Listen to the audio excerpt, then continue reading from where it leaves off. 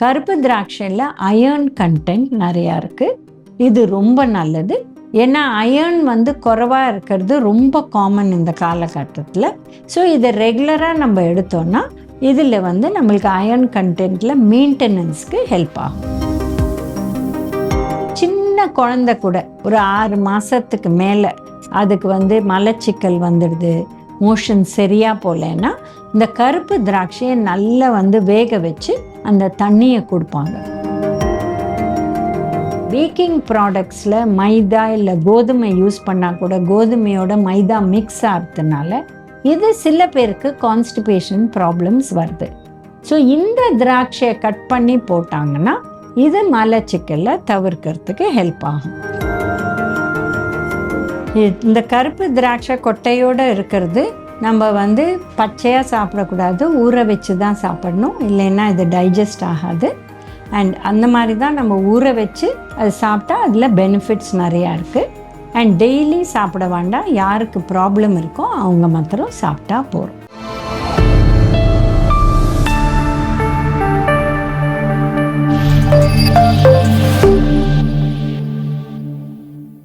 Cosmo health வியூவர்ஸ்க்கு வணக்கம். நம்ம வந்து கருப்பு திராட்சையை பற்றி பேச போகிறோம். இப்போ கருப்பு திராட்சைன்னு சொன்னால் இது ட்ரெடிஷ்னல் வெரைட்டி, உள்ளே வந்து கொட்டையோடு இருக்கிற அந்த கருப்பு திராட்சை, அதை பற்றி பேச போகிறோம். இப்போ கருப்பு திராட்சைன்னு எடுத்தாலே இதில் ஃபைபர் கண்டென்ட் இருக்குது. ஸோ ஒரு சின்ன குழந்தை கூட ஒரு 6 மாதத்துக்கு மேலே அதுக்கு வந்து மலச்சிக்கல் வந்துடுது, மோஷன் சரியாக போகலன்னா இந்த கருப்பு திராட்சையை நல்லா வந்து வேக வச்சு அந்த தண்ணியை கொடுப்பாங்க. இதுவே வந்து இந்த மலச்சிக்கலை தவிர்க்கிறதுக்கு ஹெல்ப் ஆகும். பெரியவங்க வந்து இந்த கருப்பு திராட்சையை ஊற வச்சு அந்த கொட்டையை எடுத்துட்டு அப்படியே அதை கடிச்சு சாப்பிட்டா அதே பெனிஃபிட் கிடைக்கும். கருப்பு திராட்சையில் அயர்ன் கண்டென்ட் நிறையா இருக்குது. இது ரொம்ப நல்லது. ஏன்னா அயர்ன் வந்து குறைவாக இருக்கிறது ரொம்ப காமன் இந்த காலகட்டத்தில். ஸோ இதை ரெகுலராக நம்ம எடுத்தோன்னா இதில் வந்து நம்மளுக்கு அயர்ன் கண்டென்ட்டில் மெயின்டெனன்ஸ்க்கு ஹெல்ப் ஆகும். பட் கருப்பு திராட்சையிலே இந்த காலத்தில் பெருசாக ஒன்று வெளியில் வந்து அப்படியே ஃப்ரெஷ்ஷாக சாப்பிட்ற மாதிரி கிடைக்குது. அது ரொம்ப டிஃப்ரெண்ட் வெரைட்டி. இதில் வந்து அந்த அளவு அந்த வந்து ரொம்ப பெருசாக இருக்காது, நீளமாக இருக்கும் அண்ட் ஒல்லியாக இருக்கும். அந்த மாதிரி ஒரு பிளாக் திராட்சை தான் இது. கருப்பு திராட்சை கொட்டையோட கிடைக்குது. இது நாட்டு மருந்து கடையில் கிடைக்கும். இதில் அடுத்து பார்த்தீங்கன்னா விட்டமின் சி கண்டென்ட் இருக்குது. இதில் அந்த டார்க் பிளாக் கலர் இருக்கிறதுனால ஃபைட்டோ நியூட்ரியன்ஸ் இருக்குது.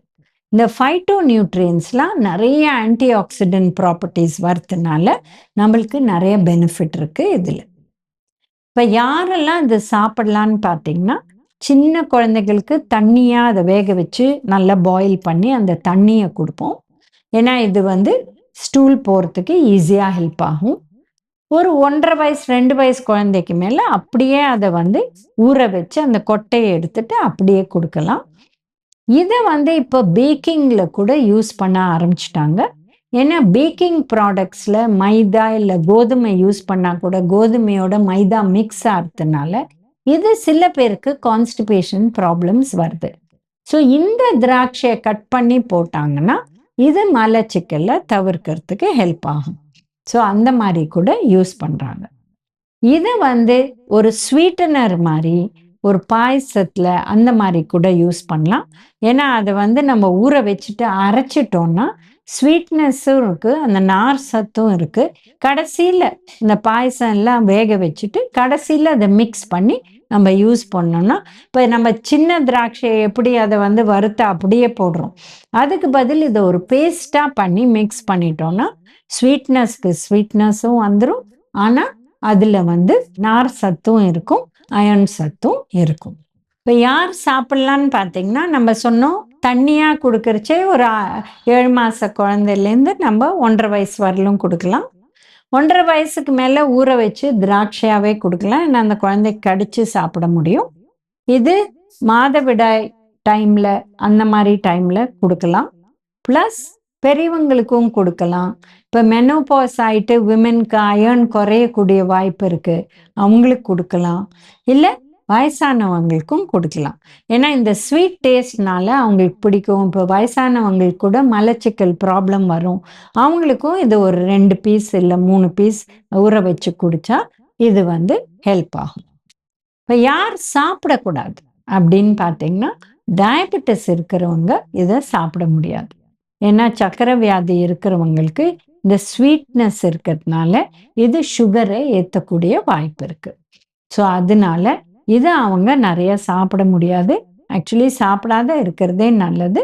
ஏன்னா எந்த வித திராட்சையும் டயபெட்டிஸ்க்கு ஒத்துக்காது. இது வந்து ஆக்சுவலி வந்து சுகர் ஏத்துறதுனால இது வந்து நல்லது கிடையாது. நெறைய பேர் சொல்லுவாங்க, "அப்ப டயபெட்டிஸ்க்கு மலச்சிக்கல் வந்தா என்ன பண்ணணும்?" அப்படின்னு கேட்டா, இது ஒண்ணு மாத்திரம் இல்ல. நெறைய விஷயம் நம்மட்ட இருக்கு. வாழைத்தண்டு, வாழைப்பூலாம் இருக்கு. அதெல்லாம் யூஸ் பண்ணி அங்க ஹெல்ப் பண்ணலாமே ஒழிய, இது அந்த அளவு சாப்பிடுறது நல்லதில்ல. இப்ப இந்த கருப்பு திராட்சைய என்ன பண்ணணும்னா, சின்ன குழந்தைங்களுக்கு அத வந்து நல்லா கொதிக்க விடணும். அட்லீஸ்ட் 5 to 10 மினிட்ஸ் இத கொதிக்க விட்டுட்டு, அப்புறம் வடிகட்டி குடுக்கணும். அந்த திராட்சையும் குடுக்கக்கூடாது, அந்த கொட்டையும் குடுக்கக்கூடாது. இது ரொம்ப சின்ன குழந்தைங்களுக்கு ஒரு 7, 8 மாசத்துலேருந்து ஒரு 1 1/2 வயசு வரலும் யாருக்கு மலச்சிக்கல் இருக்கோ, அந்த டைம்ல மாத்திரம் இது குடுத்தா போரும். அது ஈஸியா ஸ்டூல் போய் அது ரிலீஃப் ஆயிடும். இதே பெரியவங்களுக்கு ஒரு 2 வயசு குழந்தைக்கு மேல நம்ம ஊற வச்சு குழந்தைங்களுக்கு 1 இல்ல 2 குடுத்தா போரும்.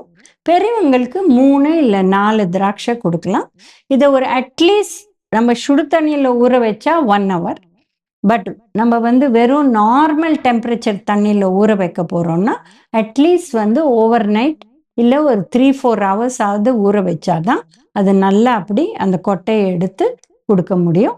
அத அப்படியே அவங்க கடிச்சு சாப்பிடலாம். அந்த தண்ணியும் குடிச்சிடலாம். ஏன்னா ஊற வைக்கிற தண்ணியும் வேஸ்ட் பண்ண வேண்டாம். இது குடிக்கிற தண்ணியிலேயே ஊற வச்சுட்டு, அப்படியே அவங்க எடுத்து சாப்பிடலாம். ஸோ இது வந்து ஒரு 2 வயசு குழந்தைக்கு ஜஸ்ட் 2 பீஸு. ஒரு 2 வயசு குழந்தைக்கு மேல ஒரு 5 வயசு அது மாரி இருக்கிறவங்களுக்கு 3, பெரியவங்களுக்கு 4, 5 கூட குடுக்கலாம். பட் இது வந்து ரொம்ப மலச்சிக்கல் இருக்கிறதே தான் குடுக்கணும். இது வந்து ஜஸ்ட் 1 நாள் போகல அப்படின்னா நெறைய குடுக்காதீங்க. 1 பீஸ் குடுத்தா போரும். பட் வந்து ஒரு 1 1/2 நாள் போகல, ரொம்ப கஷ்டப்படுறாங்க அப்படின்னா தான் 4 or 5 பீசஸ் குடுக்கணும். இல்லைன்னா லூஸ் ஸ்டூல்ஸ் வரலும் போகக்கூடிய வாய்ப்பு இருக்கு. அதனால சிறிய அளவு தான் குடுக்கணும். இது மருந்து மாதிரி. இத ரெகுலரா நம்ம திராட்சை சாப்பிடுற மாரி இத சாப்பிட மாட்டோம். நம்ம வந்து அந்த சின்ன திராட்சை தான் ரெகுலரா சாப்பிடுற மாரி சாப்பிடுவோம். பட் இது வந்து ஒரு பாயசத்துல போடுறதோ, அது மாதிரி நெறைய போட மாட்டோம். சிறிய அளவு வேணா ஸ்வீட்னஸ்க்கு போட்டுக்கலாமே ஒழிய, நெறையா இத வந்து ரெகுலரா உணவுல சாப்பிட மாட்டோம். இந்த கருப்பு திராட்சை கொட்டையோட இருக்கிறது, நம்ம வந்து பச்சையா சாப்பிடக்கூடாது. ஊற வச்சு தான் சாப்பிடணும். இல்லைன்னா இது டைஜஸ்ட் ஆகாது. அண்ட் அந்த மாரி தான் நம்ம ஊற வச்சு அது சாப்பிட்டா அதில பெனிஃபிட்ஸ் நெறையா இருக்கு. அண்ட் டெய்லி சாப்பிட வேண்டாம். யாருக்கு ப்ராப்ளம் இருக்கோ அவங்க மாத்திரம் சாப்பிட்டா போரும். நம்ம இப்ப ட்ரை கிரேப்ஸோட ஹெல்த் பெனிஃபிட்ஸ பத்தி பார்த்தோம். மீண்டும் இன்னொரு வீடியோல மீட் பண்ணலாம்.